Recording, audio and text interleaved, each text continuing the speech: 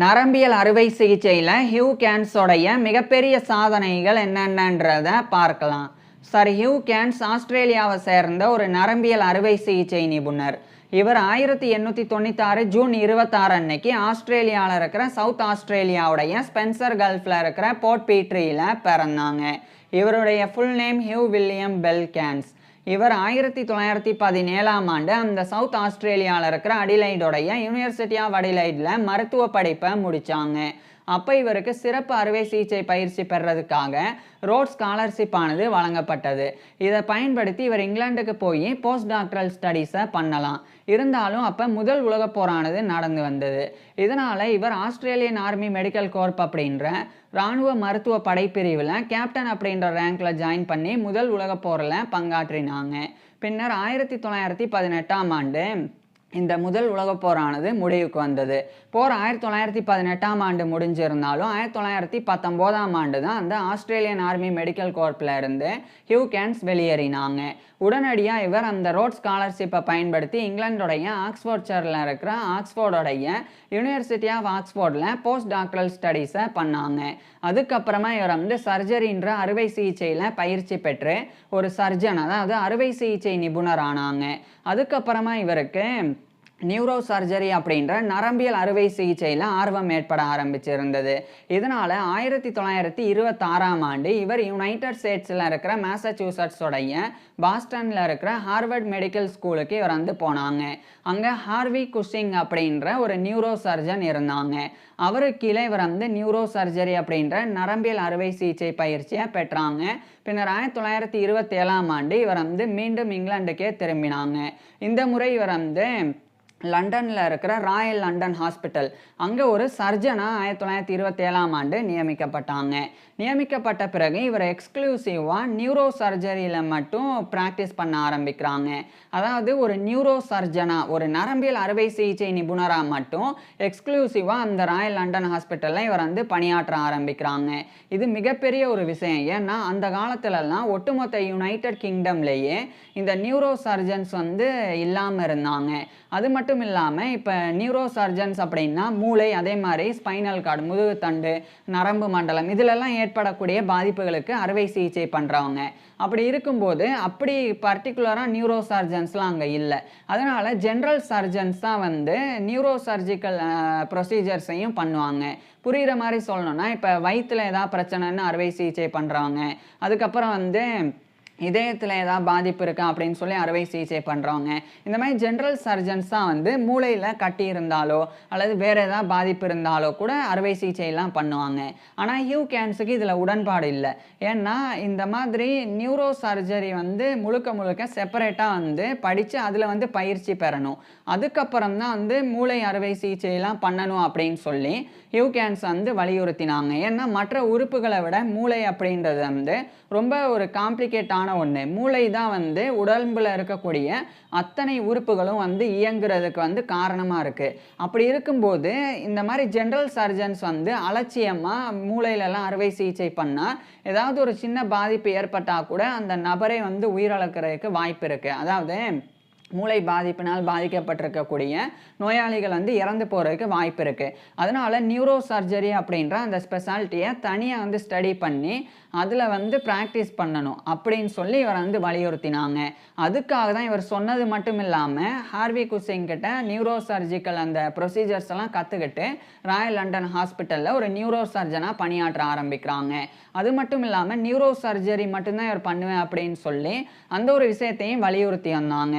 இதனால் இவர் மற்ற சர்ஜரிஸ்லாம் பண்ணாமல், அதாவது மற்ற சர்ஜரிஸ்லாம் இவரால் பண்ண முடியும், இருந்தாலும் நியூரோ சர்ஜரி மட்டும்தான் வந்து பண்ணுவேன் அப்படின்னு சொல்லி இவர் வந்து பண்ணாங்க. இது வந்து மிகப்பெரிய ஒரு விஷயம். ஸோ ஒட்டுமொத்த யுனைடெட் கிங்டம்லேயே இந்த நியூரோ சர்ஜரி அப்படின்றது ஒரு டிஸ்டிங் டிசிப்ளினாக மாறுறதுக்கு இவரும் ஒரு முக்கிய காரணமாக இருந்தாங்க. அதுக்கப்புறமா ஒரு முக்கியமான ஒரு ஆராய்ச்சியை இவர் வந்து மேற்கொண்டாங்க. என்னென்னா இப்போ மூளையில் கட்டி இருந்தால் அதை எப்படி கண்டறிகிறது, அந்த காலத்துலலாம் இப்போ மூளையில் கட்டி இருக்கு அப்படின்னா அதை ஈஸியாக கண்டறிகிற மாதிரி இன்றைய காலகட்டத்தில் இருக்கிற இந்த எம்ஆர்ஐ அதே மாதிரி சிடி ஸ்கேன் இதெல்லாம் கிடையாது. அதனால அறிகுறிகளை வச்சு, அதாவது தலை வந்து அடிக்கடி வலிச்சுட்டே இருக்கும், அதே மாதிரி மூமெண்ட்டில் வந்து பிரச்சனை இருக்கும், பேச்சில் பிரச்சனை இருக்கும், காது வந்து ஒரு பக்கம் வந்து சரியாக கேட்காம போகும். இந்த மாதிரியான அறிகுறிகளை அடிப்படையாக வச்சு மூளையில் கட்டி இருக்கும், பிரெயின் டியூமர் இருக்கும் அப்படின்னு சொல்லி அந்த காலத்தில் வந்து அறுவை சிகிச்சை நிபுணர்கள் வந்து முடிவு செய்வாங்க. ஆனால் அப்படி செஞ்சால் கூட மூளையில் அக்யூரேட்டாக அந்த லொக்கேஷன் என்ன, அதாவது மூளையில் எந்த இடத்துல கரெக்டாக கட்டி இருக்குது அப்படின்னு தெரியாது. அதனால் மூளையில் கட்டி இருக்குது அப்படின்னு தெரிஞ்ச உடனே சும்மா வந்து மண்டை வந்து திறந்து அந்த கிரேனியலை திறந்து அறுவை சிகிச்சை பண்ணுறதுக்காக அவங்க வந்து ப்ரொசீஜர்லாம் மேற்கொள்வாங்க. ஆனால் அப்போ பார்த்தா அந்த இடத்துல வந்து கட்டி இருக்காது, வேறு இடத்துல இருக்கும். உதாரணத்துக்கு இப்போ வந்து முன்னாடி வந்து மூளையில் முன்னாடி கட்டி இருக்குது அப்படின்னு வச்சுக்குவோம். இப்போ அறிகுறிகளெல்லாம் பார்த்துட்டு மூளையில் கட்டி இருக்குது அப்படின்னு சொல்லி முடிவு செஞ்சிருவாங்க. இப்போ இந்த இடத்துல வந்து கட் பண்ணி அறுவை சிகிச்சை பண்ண பார்க்குறாங்க, அதாவது பின்னாடி இடத்துல வந்து பார்க்குறாங்க. அப்படி பார்க்கும்போது பின்னாடி கட்டி இருக்காது, அப்போ கட்டி இந்த இடத்துல இருக்குது, ஆனால் இவங்க இங்கே ஓப்பன் பண்ணியிருப்பாங்க. அதே மாதிரி ஒரு சில நேரம் இங்கே கட்டி இருக்கும் பின்னாடி, ஆனால் முன்னாடி ஓப்பன் பண்ணிடுவாங்க. இந்த மாதிரி பிரச்சனை எல்லாம் இருந்தது. அதுவும் வந்து பெரிய பாதிப்பை வந்து ஏற்படுத்தினது. அப்படியான காலத்தில் தான் ஹியூ கேன்ஸ் வந்து ஒரு முறையை கொண்டு வந்தாங்க. அதுதான் வந்து வென்ட்ரிகுலாகிராஃபி அப்படின்றது. வென்ட்ரிகுலாகிராஃபி அப்படின்னா என்னென்னா, நம்மளுடைய மூளையில் வென்ட்ரிக்கல்ஸ் ஆனது இருக்குது. அந்த வென்ட்ரிக்கல்ஸுக்குள்ளே தான் செரிப்ரோஸ்பைனல் ஃப்ளூயிட் அப்படின்ற ஒரு திரவமானது ஃப்ளோ ஆகிட்டே இருக்கும். இப்போ அந்த ஒரு வென்ட்ரிக்கல்ஸில் ஃப்ளோ ஆகக்கூடிய செரிப்ரோஸ்பைனல் ஃப்ளூயிடை எக்ஸ்ரேவை வச்சு பார்த்தா வந்து பார்க்க முடியாது. அந்த காலத்தில் எக்ஸ்ரேலாம் கண்டுபிடிக்கப்பட்டு நல்லா மேம்படுத்தப்பட்டிருந்தது. ஸோ மூளையை வந்து எக்ஸ்ரேவால் இமேஜிங் பண்ணி பார்த்தா அந்த எக்ஸ்ரேயில் அந்த மூளையினுடைய வென்ட்ரிக்கல்ஸுக்குள்ளே இருக்கிற அந்த செரிப்ரோஸ்பைனல் ஃப்ளூயிட் அது வந்து தெரியவே தெரியாது. இப்போ அது தெரிஞ்சால் ஒரு விஷயம் நடக்கும். என்னென்னா, இப்போ அந்த செரிப்ரோஸ்பைனல் ஃப்ளூயிட் வந்து மூளையில் ஃப்ளோ ஆகிட்டே இருக்கும். எங்கேயாவது தடைப்படுது அப்படின்னா அந்த இடத்துல கட்டி இருக்குது அப்படின்னு கரெக்டாக தெரிஞ்சுக்கலாம். ஆனால் எக்ஸ்ரேவில் அந்த இதுவே விழாது, ஒட்டுமொத்தமாக அந்த செரிப்ரோஸ்பைனல் ஃப்ளூயிடே விழாது. அப்போ என்ன பண்ணுறது அப்படின்னு சொல்லி இவர் வந்து லிப்பியோடால் அப்படின்னு சொல்லி ஒரு கான்ட்ராஸ்டான டையை எடுத்துக்கிட்டாங்க. இந்த டையை வந்து ஊசி வழியாக வந்து மூளைக்குள்ளே இருக்கக்கூடிய அந்த வென்ட்ரிக்கல்ஸில் வந்து செலுத்தினாங்க. அது நேரடியாக போய் செரிப்ரோஸ்பைனல் ஃப்ளூயிட் அப்படின்ற திரவத்தோட கலந்துரும். கலந்த உடனே அதுக்கப்புறம் வந்து தலையை வந்து எக்ஸ்ரே பண்ணி பார்த்தா அதில் அந்த கான்ட்ராஸ்டான டை அந்த லிப்பியோடால் அப்படின்ற அந்த டை வந்து தனியாக தெரியும், வெள்ளை கலரில் வந்து தெரியும். ஸோ இப்போ உதாரணத்துக்கு சொல்கிறேன், இப்போ ஒரு பெரிய ஒரு கண்ணாடி உங்கள் முன்னாடி இருக்குது, டிரான்ஸ்பரண்ட்டான கண்ணாடி அப்படின்னு வச்சுக்கோங்க. இப்போ அந்த பக்கம் ஒன்றுமே இல்லை, கண்ணாடி இருக்குது. இப்போ கண்ணாடி இருக்குது அப்படின்னே நமக்கு தெரியாமல் நம்ம நேராக போய் மோதிடுவோம். இப்போ அந்த இடத்துல கண்ணாடி இருக்குது அப்படின்னு தெரிஞ்சுக்கிறதுக்கு ஏதாவது ஒரு ஸ்டிக்கர் ஒட்டலாம், ஏதாவது ஒரு துணியை வைக்கலாம், ஏதாவது ஒரு லைட்டை அடித்து கிளார் அடிக்கிற மாதிரி பண்ணலாம். அப்படி பண்ணால் அங்கே வந்து கிளாஸ் இருக்குது, ஒரு கண்ணாடி இருக்குது அப்படின்னு தெரிஞ்சுக்க முடியும். அந்த மாதிரி தான் செரிப்ரோஸ்பைனல் ஃப்ளூயிடானது எக்ஸ்ரேல விழாது. அதை விழ வைக்கிறதுக்காக இந்த லிப்பியோடால் அப்படின்ற கான்ட்ராஸ்டான டையை இவர் வந்து மூளைக்குள்ளே செலுத்தினாங்க.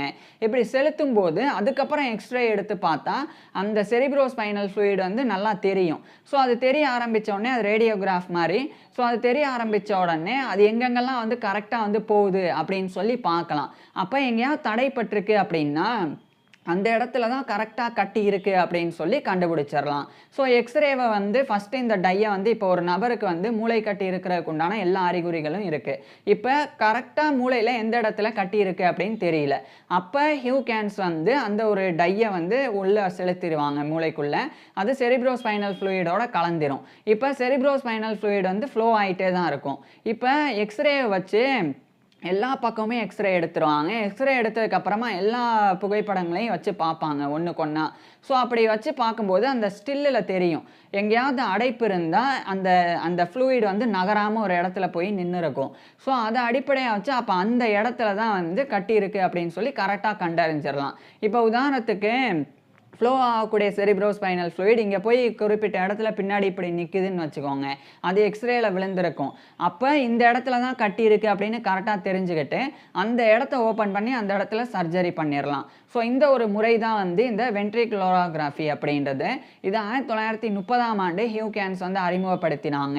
இருப்பினும் அதுக்கப்புறம் வந்து இதில் நிறைய சைடு எஃபெக்ட்ஸும் வந்து இருந்தது அந்த டையெல்லாம் யூஸ் பண்ணுறனால. இருந்தாலும் இன்றைய காலகட்டத்தில் எம்ஆர்ஐ, சிடி ஸ்கேன்லாம் வந்து அதை வந்து ரீப்ளேஸ் பண்ணியிருக்கு. இதெல்லாம் இருந்தபோதும் கூட அந்த காலத்தில் பெரிய பெரிய அளவில் இந்த சர்ஜரி பண்ணும்போதெல்லாம் உயிரிழப்பு நடந்தது. பிரெயின் சர்ஜரிலாம் பண்ணும்போது அப்பேற்பட்ட சூழ்நிலையில் இந்த ஒரு முறையானது ரொம்ப ஒரு வரப்பிரசாதமாகவே இருந்தது. அதுக்கப்புறம் அதே 1930களில் ஹியூ கேன்ஸ் வந்து இன்னும் பல விஷயங்களை வந்து பண்ணாங்க. குறிப்பாக பிட்யூட்டரி கிளாண்ட் அப்படின்னு சொல்லி மூளையினுடைய கீழே ஒரு சின்ன ஒரு கிளாண்ட் இருக்குது, ஒரு சுரபி இருக்குது. அதில் இருந்து தான் நிறைய ஹார்மோன்ஸ் ஆனது வரும். அதுதான் வந்து நம்மளுடைய உடலில் நடக்கக்கூடிய பல செயல்பாடுகளுக்கு, ஹார்மோன் செயல்பாடுகளுக்கு அடிப்படையாக இருக்குது. அப்பேற்பட்ட பிட்யூட்டரி கிளாண்டில் சில நபர்களுக்கு கட்டி வந்துடும், பிட்யூட்டரி டியூமர்ஸ் ஆனது ஏற்படும். அப்படி ஏற்பட்டால் அதை ரிமூவ் பண்ணுறது ரொம்ப கஷ்டமாக இருந்தது அந்த காலத்துலலாம். அப்படியே தலையெல்லாம் அறுவை சிகிச்சை பண்ணி அதுக்கப்புறம் அதை போய் வந்து நீக்குவாங்க, அந்த மாதிரி இருந்தது. அப்போ இந்த ஹார்வி குஸ்டிங் இவர் வந்து நியூரோ சர்ஜரி பெற்ற அந்த ஒரு நியூரோ சர்ஜன், அதாவது நியூரோ சர்ஜரி பயிற்சி பெற்ற அந்த நியூரோ சர்ஜன், அந்த ஹார்வி குஸ்டிங் வந்து இந்த ஒரு முக்கியமான ஒரு விஷயத்தை வந்து பின்பற்றி இருந்தாங்க. மூக்கு வழியாக, அதாவது தலையெல்லாம் அறுவை சிகிச்சை பண்ணி ஓப்பன் பண்ணாமல் மூக்கு வழியாகவே வந்து அந்த பிட்யூட்டரி கிளாண்டில் இருக்கக்கூடிய டியூமரை நீக்கிற மாதிரி ஒரு ப்ரொசீஜரை உருவாக்கியிருந்தாங்க. ஆனால் அதை அவர் வந்து சரியாக செயல்படுத்த முடியல.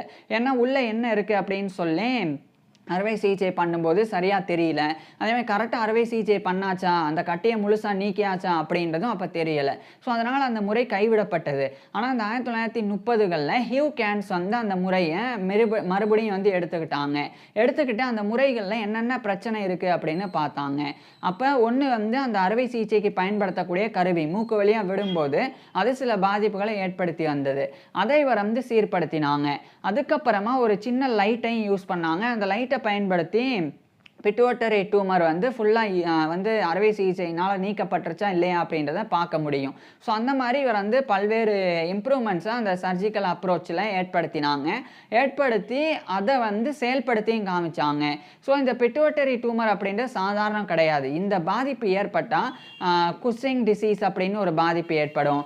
அதுக்கப்புறமா வந்து அக்ரோமெகலி அப்படின்னு சொல்லி ஒரு பாதிப்பு, இந்த மாதிரியான மோசமான பாதிப்புகள் எல்லாம் ஏற்படும். அதிலிருந்து அந்த காலத்தில் இந்த பிட்யூட்டரி டியூமர்னால பாதிக்கப்பட்ட பல நோயாளிகள் காப்பாற்றப்படுறதுக்கு ஹியூ கேன்ஸ் வந்து முக்கிய காரணமாக இருந்தாங்க.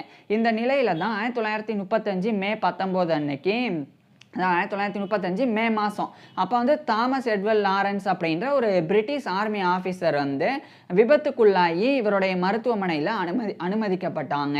அப்போ அவருக்கு பயங்கரமாக தலையில் காயம் ஏற்பட்டிருந்தது. அவர் மோட்டார் சைக்கிளில் போயிட்டு இருக்கும்போது விழுந்து அதன் மூலமாக அடிபட்டிருந்தது. இப்போ அந்த தாமஸ் எட்வர்டு லாரன்ஸுக்கு வந்து உடம்புல வேற எந்த இடத்துலையும் பெரிய காயம்லாம் இல்லை, தலையில் மட்டும்தான் காயம். இப்போ அவரை காப்பாற்றிடலாம் அப்படின்னு ஹியூ கேன்ஸ் வந்து நினச்சாங்க. ஆனால் 6 நாட்கள், கிட்டத்தட்ட 6 நாட்களும் அவர் வந்து கோமாலே இருந்து அந்த தாமஸ் எட்வர்ட் லாரன்ஸ் வந்து இறந்தே போயிட்டாங்க 1935 மே 19 அன்னைக்கு. ஸோ இவர் இறந்தது அந்த டேட்டு, அடிப்பட்டது அதுக்கு முன்னாடியே. ஸோ இறந்ததுக்கு அப்புறம் ஹியூ கேன்ஸ் வந்து ரொம்ப வருத்தப்பட ஆரம்பிக்கிறாங்க.